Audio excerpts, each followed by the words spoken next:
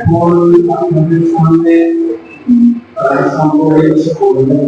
সবই সামনে বিশ্ববাজার একদম প্রথম দিকটা চাকরি তো নিশ্চয় কিছু কথা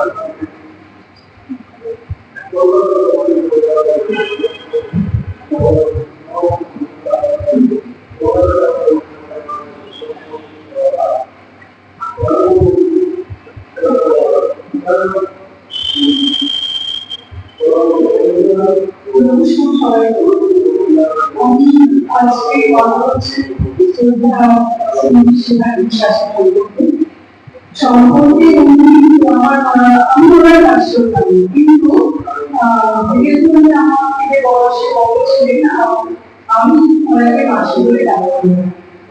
আমি বিবেকানন্দ আদর্শ বালিকা শিক্ষা স্কুলে 1959 সালে ব্যাচ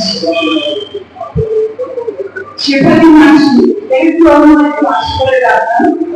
শেফালি মাসি আমাদের হিস্ট্রি টিচার ছিলেন, মানে একটু বাংলা পড়াতেন আমাদের। খুব বলেছিলেন না, খুব ভয় করতেন। সুন্দর চেহারা, টিপটপ সাদা পাড়ারা শাড়ি পরতেন, আর মাথায় একটা বিনুনি দুলতো, খুব ভালো লাগতো। আর পড়ার সময় এত সুন্দর পড়াতেন আমাদের যে আমাদের ওর বাড়ি গিয়ে আর পড়তে হতো না, গল্পের ছলে আমাদের উনি পড়াতেন। এত সুন্দর ভালো লাগতো, ভয় পেতাম এত বাড়িতে আমি পড়ার কথা বলছি। যখন জানতে পারলো আমার স্কুলের বন্ধুরা যে শেফালি মাসি আমার আত্মীয়া, আমি ওদের সঙ্গে গল্প করে চলাফেরা করতাম যে দেখো আমি ওর বাড়িটা যাকে। তারপর আমি পাশ করে বেরোলাম, কলেজে চলে গেলাম।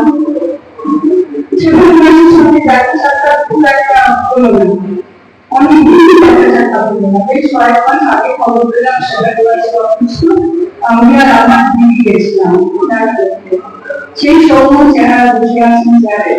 আমি কিন্তু বলে ফেলাম তোমার একটা কথা বলি, বল। আমি কিন্তু তোমাকে আজকে আর ভালোবাসি। শেফালি মাসি বেশি ফেলবেন বলে তাই যাকে শেফালি মাসিকে দিয়ে কথা বললাম।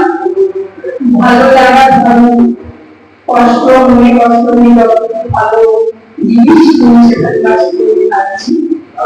তারা আপনার শান্তি নমস্কার।